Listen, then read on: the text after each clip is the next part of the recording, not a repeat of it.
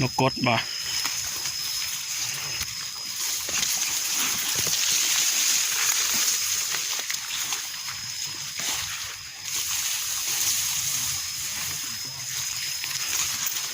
หัวมันใหญ่ประมาณนะ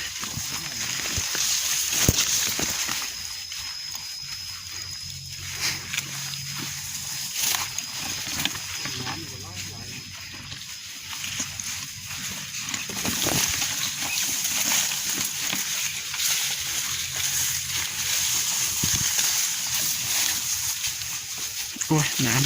ำ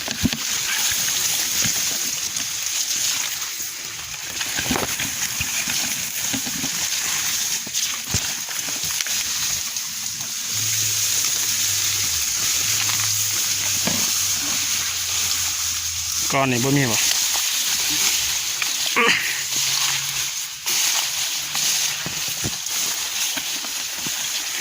เขามาทุบเขาหรือว่า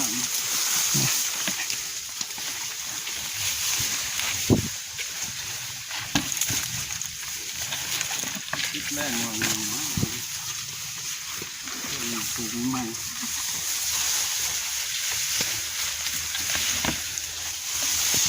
อันนี้ก็ดิ้นได้ป่ะ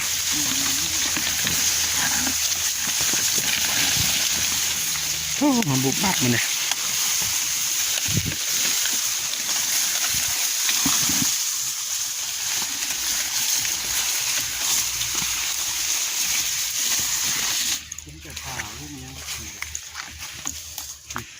แกปลาเคียบป่ะ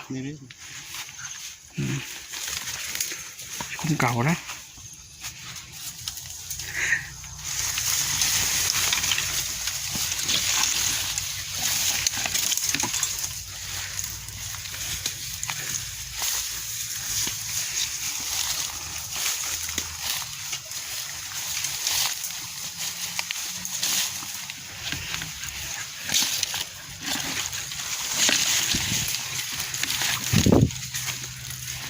แก้มหวยก็ขึ้น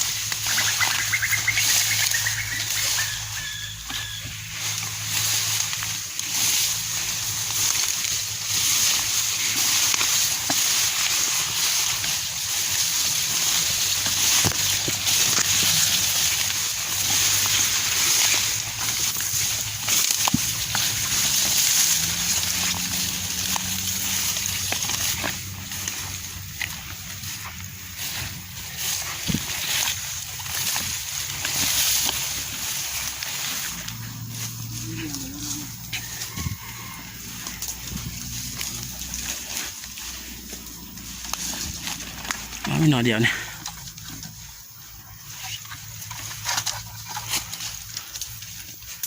เจอนอนหนึ่งนี่นะ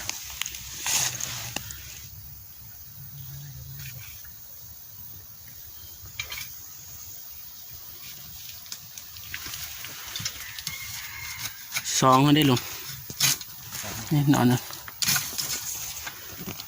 คุณเนี่ยสามเทิงอีกนอนหนึ่งเฮ็ดมันจะออกเนาะ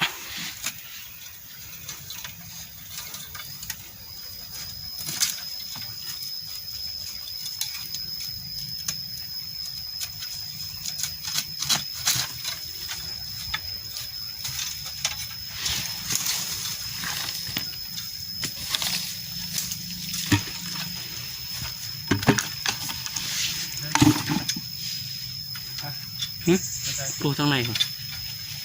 ให้ตะปายนะนั่นเลยแล้วออกเห็นปะกระเทิงแบบนี้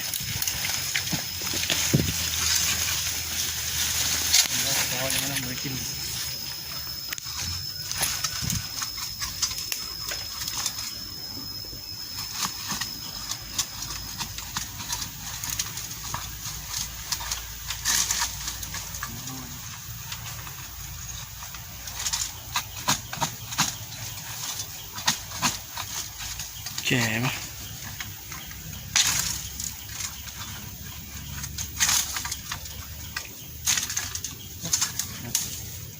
เลยจะไปมั้ยต้นไหนต้นออกกันเนี่ย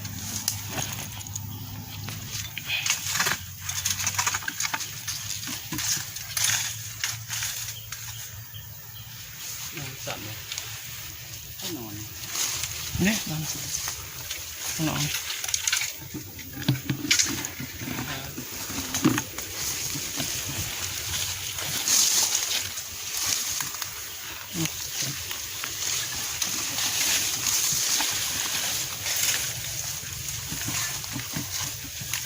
อันนี้จะเอาไหนนะยังสั่นแต่ละ สั่น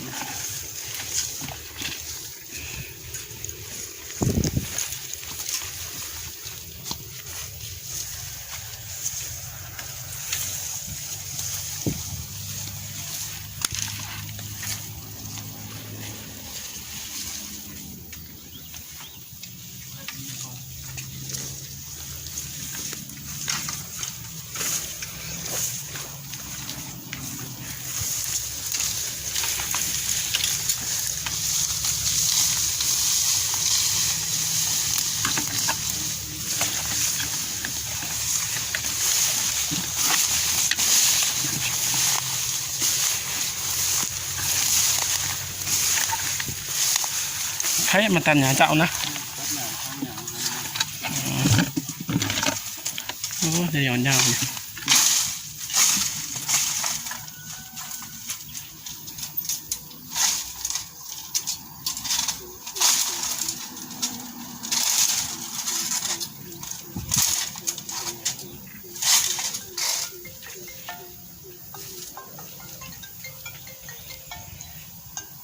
เนาะ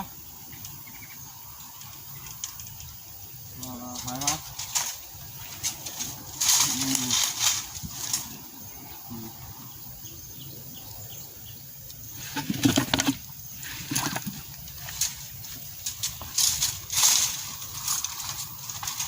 เข้มข้นไหม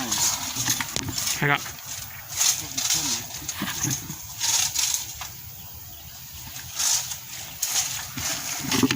ยุ่งกับประหยัดคนทั้งนี้เลยเว้ย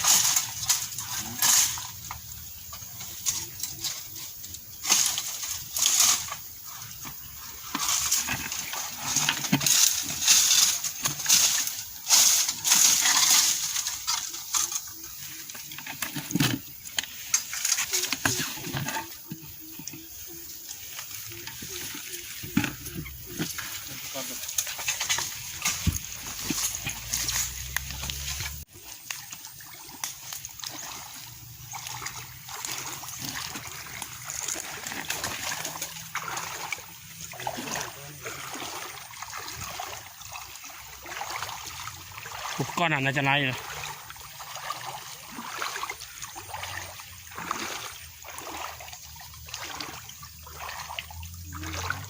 ไม่มีมา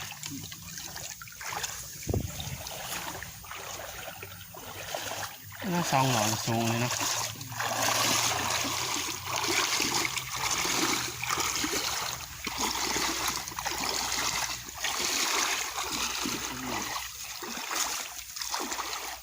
พักอะไรยังวะพักกันจ้อง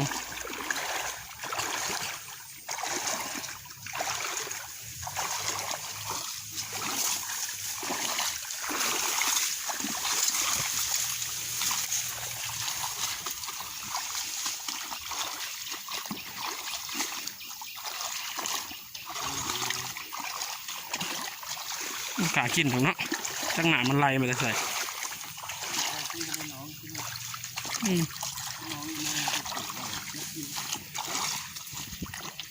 มันจะหย่อนดุๆเนาะ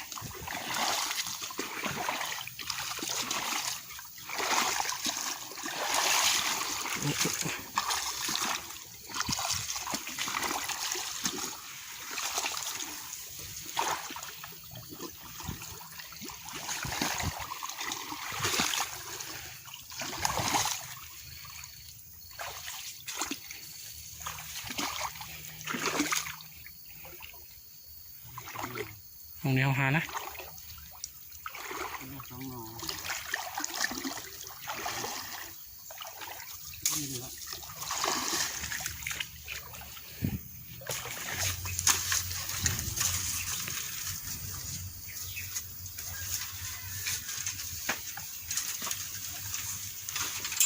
ในยอดตายมันวะในยอดเป็น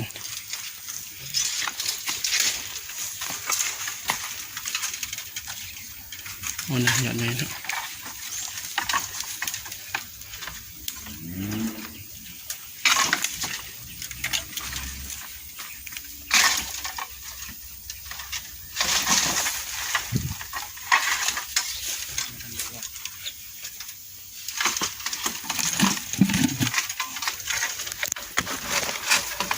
กดยุ่งมาปะ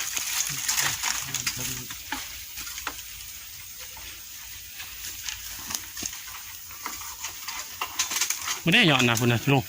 ซองหยอดจะขึ้นเทิงเลย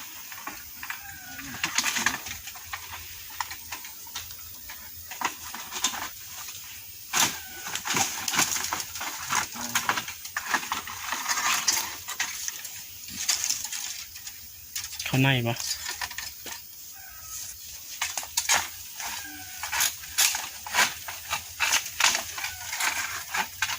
ก็บอกไม่เยอะแล้วนะ